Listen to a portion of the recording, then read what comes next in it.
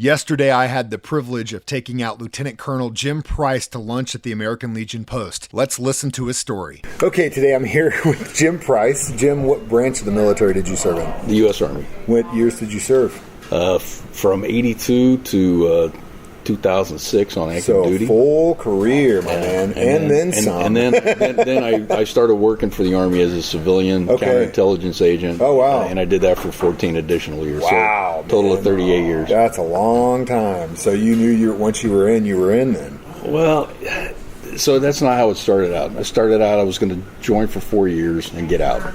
And go to college, do something. Whatever. Well, I went to college first, and I was working as a bartender at Steak and Ale restaurant in Glen Oh my God! Yeah. And, now Jim's. So I didn't know what I wanted to do. Went and saw the movie Officer and Gentleman, and I said, "Man, I'm just going to the Navy."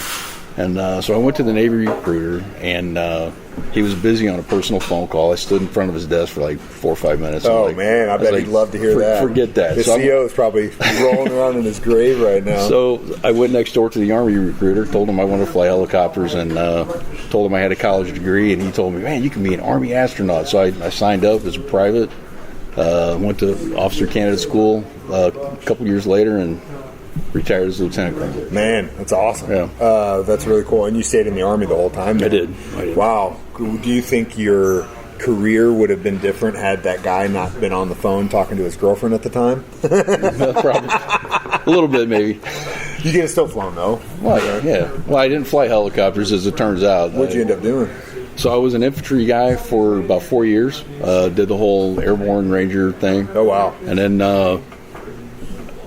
by my 4-year mark in the Army, I was a captain, and the military intelligence branch was short, so they rebranched me to military intelligence, and I spent the rest of my career as a military intelligence officer. So as far as what you can say about that, what did you do when you were in that? Well, a lot of different things. I think my most rewarding job as an intelligence officer is I was a Division G2 of 3rd Infantry Division for a year in Bosnia.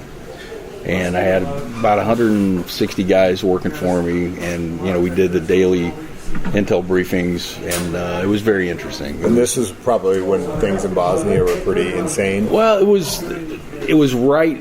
It wasn't too bad. It was, but I spent 9/11 in Bosnia, and so this was kind of a funny story. I had worked about 30 straight hours.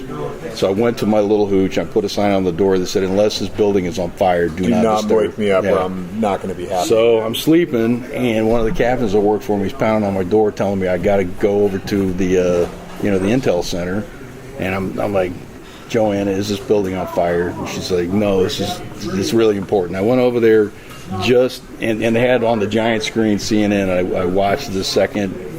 In live, I saw the second. I was running the front desk at the Sleep Inn here in Springfield, and I never worked mornings. But for some reason, that morning they called me in to work the 6 to 3 shift or whatever it was, and I'm there doing the breakfast, and everyone's gathered around the TV, and I'm like, "Oh my God, the World Trade Center's on fire!" Just in time to hear.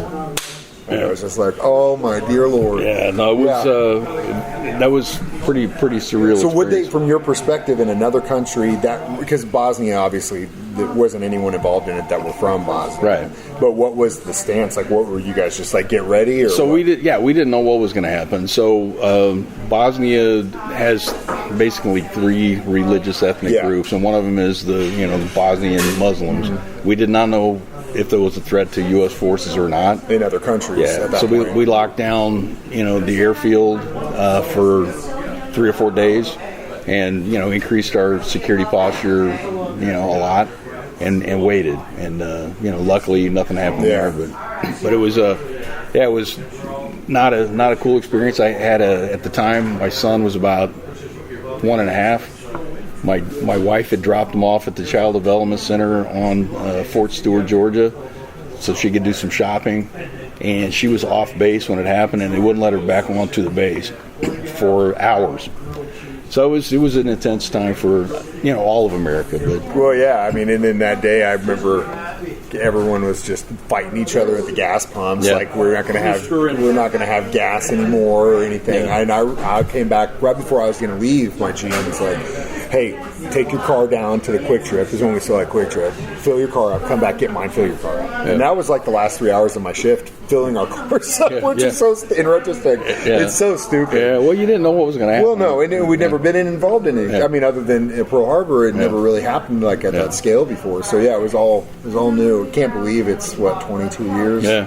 It's unbelievable. It is. A whole nother world then. Yeah, it is. So you once you got through your service, was that you just I'm retiring and that's it? And have you taken any other jobs on or anything like that? So I went into working as a counterintelligence agent for the Army as a civilian, and had some interesting experiences. I did Iraq and Afghanistan as a civilian. I also did Afghanistan as an active duty guy toward the end of my career.